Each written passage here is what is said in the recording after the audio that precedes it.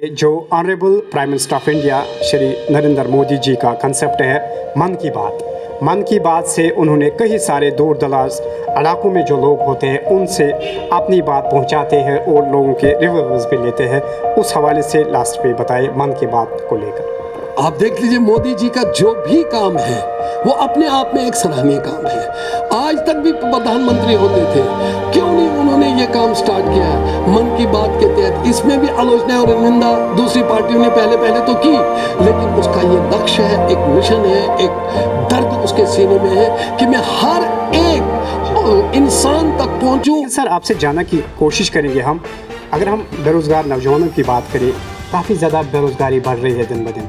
क्या पॉलिसीज़ है BJP government के पास ताकि ये जो बेरोजगार यूथ है जम्मू कश्मीर का, ये भी अच्छी तरह एक रोज़गार हासिल करे? ये एक चैलेंज है आपके लिए, बीजेपी सरकार के लिए।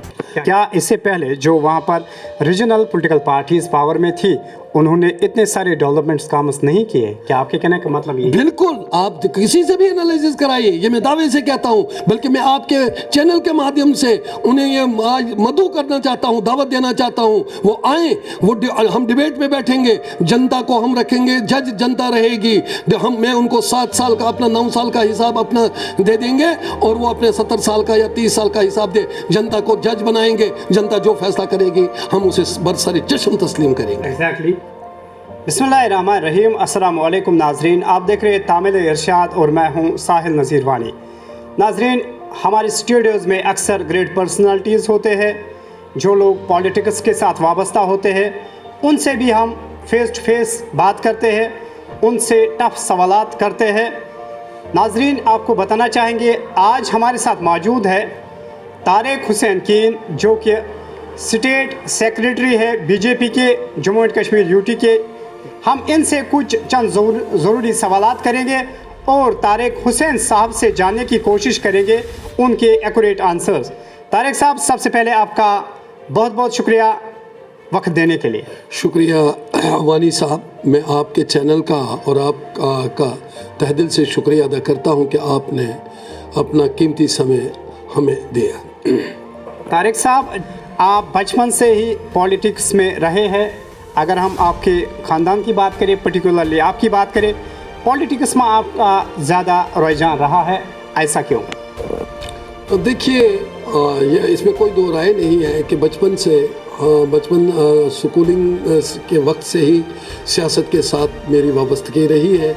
इससे पहले कि मेरे वालिद मोहतरम मरहूम, जिनका नाम मरहूम हाजी गुलाम हुसैन कीन साहब के नाम से वो जाना जाते थे, पेशे से वो एक फॉरेस्ट लैसी थे, बहुत बड़े एक ठेकेदार थे। तो सियासत में मेरा या मेरे वालिद का इसलिए नहीं कि हम अपने घर के लिए या अपने लिए कुछ हासिल करें। सियासत में कदम रखने का मुद्दा और मकसद मेरे वालिद का भी और हमारा भी यही था कि जिस इलाके से हम हैं वो बहुत दूर दराज फार फलंग एरिया, जिसका नाम इलाका भोंजवा है, जिसकी जो पहले तहसील किश्तवाड़ और डिस्ट्रिक्ट डोडा में प्रटेन करता था। जब अब नए डिस्ट्रिक्ट बने तो अब हमारी तहसील भोंजवा है।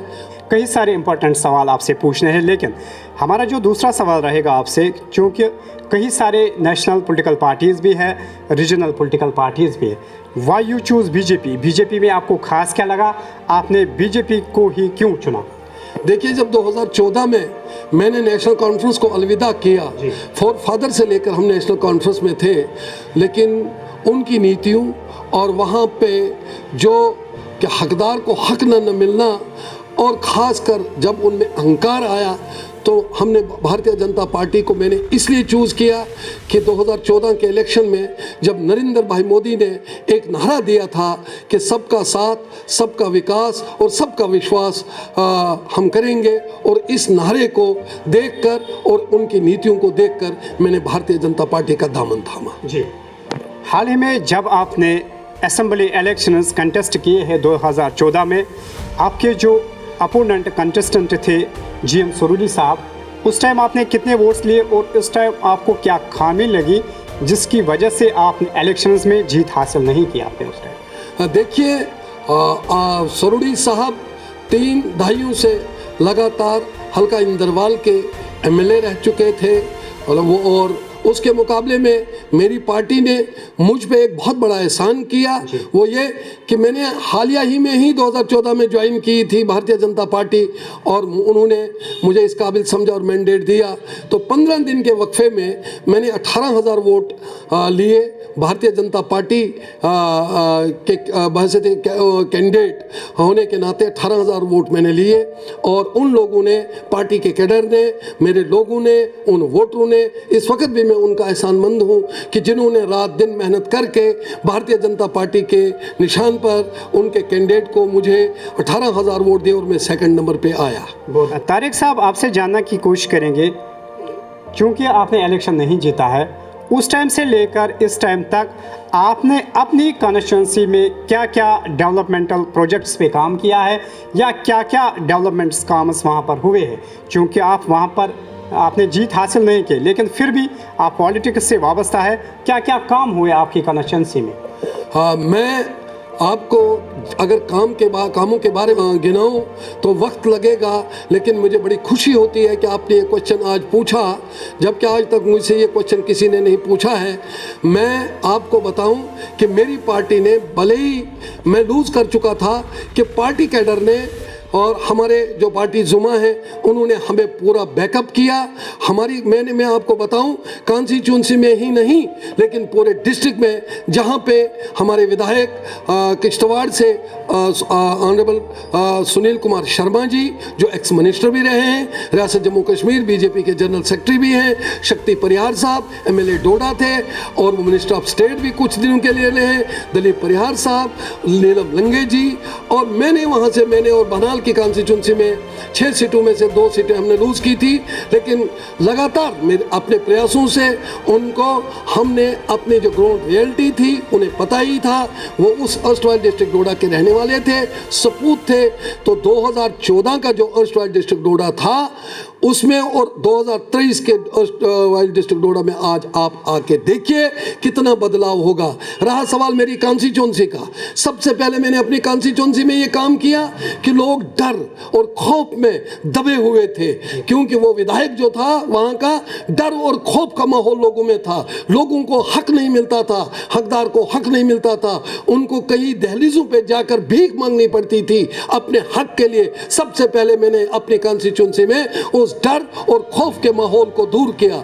दूसरी बात, लोगों में अवेयरनेस लाई कि आपका हक केंद्र से आता है, सरकार आपके लिए भेजती है, इसको छीन कर ले ले। उसके साथ साथ मेरी कॉन्स्टिट्यूंसी में सड़कों का जाल, स्कूलों का जाल, और उसके साथ साथ मैं आपको बताऊं, प्रोजेक्ट रेटले प्रोजेक्ट के नाम से 850 मेगावाट जो मेरी कॉन्स्टिट्यूंसी में पड़ता है इंदरवाल में, उसको पुरानी सरकारों ने बंद किया हुआ था और हमारी दौर में हमने उस रेटले प्रोजेक्ट को चालू किया। टूरिस्ट स्पॉट कई जगहों पे, जैसे देवी गोल टूरिस्ट स्पॉट वहां हमने दिया, उसके साथ साथ रिसीविंग स्टेशन, अपने सड़कों का जाल, मैग्डमाइजेशन। हल्का इंदरवाल में जितनी भी रोडें थी खाली, उनका काम सिर्फ रफ कटिंग की हुई थी, इनकम्प्लीट थी। तारिक साहब, हाल ही में हमने देखा है honourable home minister of India Amit Shah ji का 2 रोज़ा दौरा था जम्मू कश्मीर, जिसमें उन्होंने जम्मू में और कश्मीर में कई सारे मेजर प्रोजेक्ट्स को इनाग्रेट किया है। तो किस नज़रिए से आप उस चीज़ को देख रहे हैं? क्या ऑनरेबल होम मिनिस्टर का आना और हर एक चीज़ नॉर्मल होना, क्योंकि इससे पहले जब कोई बड़ा इवेंट होता था जम्मू कश्मीर में, इंटरनेट को ठप किया जाता था, इंटरनेट को शट डाउन किया जाता था। आज ऑनरेबल जो है defence minister of India Shri Rajnath ji का यहाँ पर जम्मू में दौरा था, किस नज़रिए से आप इसको देखते हैं और क्या ये डेवलपमेंटल की ओर हमारा जो जम्मू कश्मीर है जा रहा है? आप बखूबी जानते हैं वानी साहब, आपके सामने कोई ढकी छुपी कोई बात है नहीं। भारतीय जनता पार्टी जो कहती है वो करती है। रहा सवाल आपने पूछा आदरणीय होम मिनिस्टर या आज डिफेंस मिनिस्टर आए थे, तो आप देख लीजिए, ये तो एक अपने आप में खुद ही एक मिसाल है कि ऐसा एटमॉस्फेयर बनाना, स्पेशली रियासत जम्मू कश्मीर में, जिस रियासत जम्मू कश्मीर को 70 साल से दबाया गया था, मिसलीड किया गया था लीडरशिप के द्वारा, लेकिन आज आज लोगों तक ये हमारे कद्दावर नेता पहुंच रहे हैं। इन्होंने काम किए हैं, इन्होंने ऐसे तामीर और तरक्की के काम किए हैं रियासत जम्मू कश्मीर को आगे ले जाने के लिए, चाहे वो पीस का हो, डेवलपमेंटल हो, किसी भी लाइन से हो, तब जाकर ये देख रेख भी करते हैं और पीसफुली इनका जो विजिट होते हैं वो कामयाब होता है। इसमें कोई दो राय नहीं है। लेकिन ये भी देन 70 साल से उन सरकारों की है जिन्होंने इस वक्त चाहे वो डेलीवेजर्स हो, कैजुअल लेबर्स हो, उनको लॉलीपॉप देकर उनकी जिंदगियों के साथ खिलवाड़ किया है। हमारी सरकार लगी है इसमें स्क्रूटनाइज करने में। इंशाल्लाह ऐसी बात नहीं, हकदार को हक मिलेगा। लेकिन सबसे पहले भारतीय जनता पार्टी ने एक नारा दिया स्टार्ट ऑफ इंडिया का, स्किल इंडिया का, इस स्किल्ड इंडिया का। स्किल डेवलपमेंट इस वक्त अरूज पे है। आप हर एक को नौकरी दे नहीं सकते हो, आप हर घर में नौकरी दे नहीं सकते हो, लेकिन ऐसे साधन पैदा कर रही है भारतीय जनता पार्टी जो कि हर एक स्किल्ड वर्कर अपनी टांगों पे खड़ा होकर न कि अपने लिए रोजगार कमा सकता है, बल्कि उस अपनी स्किल डेवलपमेंट के तहत वो कई लोगों को रोजगार दे सकता है। आप देख लीजिए हमारे भदरवा में लिवेंडर की प्रोडक्शन इस वक्त हो रही है, वो कितने लोग वहां आबाद हो रहे हैं। इसी तरीके से वो वक्त जो था 70 सालों की सरकारों ने जो मतलब भोले वाले लोगों को एजुकेटेड मतलब जो यूथ है उनको धोखा देकर किसी को कैजुअल लेबर में, किसी को बैकडोर एंट्री, किसी को कुछ और किसी को कुछ, ये सब उन्हीं की देन है।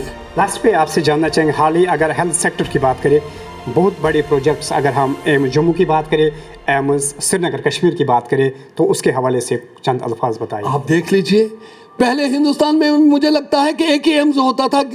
आप जम्मू कश्मीर में देखिए 2-2 एम्स जम्मू कश्मीर में, जम्मू डिवीजन में मेडिकल कॉलेजों की कोई बात ही नहीं है।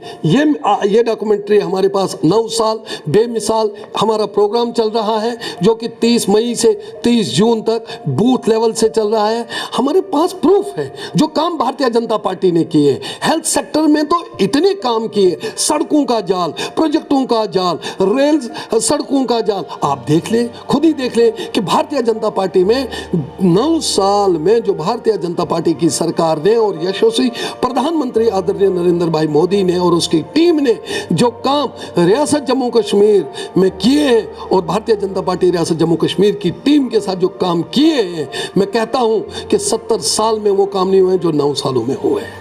सर, लास्ट पर आपसे जानना चाहेंगे, जो honourable prime minister of India Shri Narendra Modi ji का कंसेप्ट है मन की बात से उन्होंने कई सारे दूर दराज इलाकों में जो लोग होते हैं उनसे अपनी बात पहुंचाते हैं और लोगों के रिव्यूज भी लेते हैं। उस हवाले से लास्ट पे बताइए मन की बात को लेकर। आप देख लीजिए मोदी जी का जो भी काम है वो अपने आप में एक सराहनीय काम है।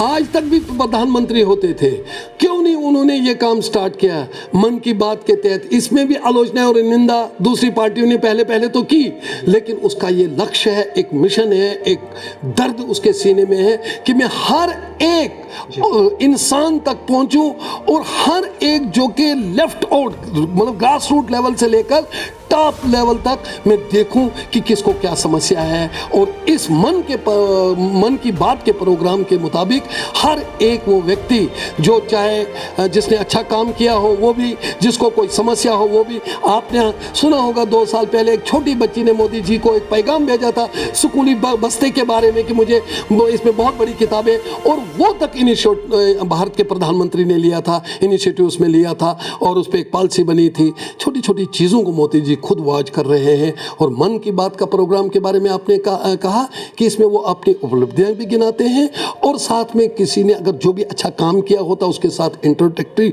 वो डायरेक्ट 1-to-1 टेलीफोनिकली बात भी करते हैं इस मन की बात के बारे में। और किसी एरिया की समस्या, किसी की समस्या, उसको भी इजाला होता है।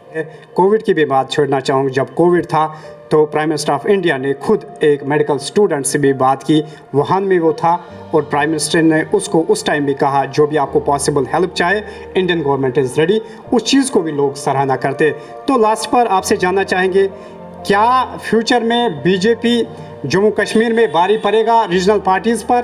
क्या बीजेपी अपनी सरकार बना सकता है जम्मू कश्मीर? देखिए, भारतीय जनता पार्टी का एक लक्ष्य है, हमारा एक नारा है कि रियासत जम्मू कश्मीर में अब की बार 50 पार। भारतीय जनता पार्टी अपने दमखम पे अपनी सरकार बनाएगी और भारतीय जनता पार्टी का जो होगा chief minister Bharatiya Janata party का होगा।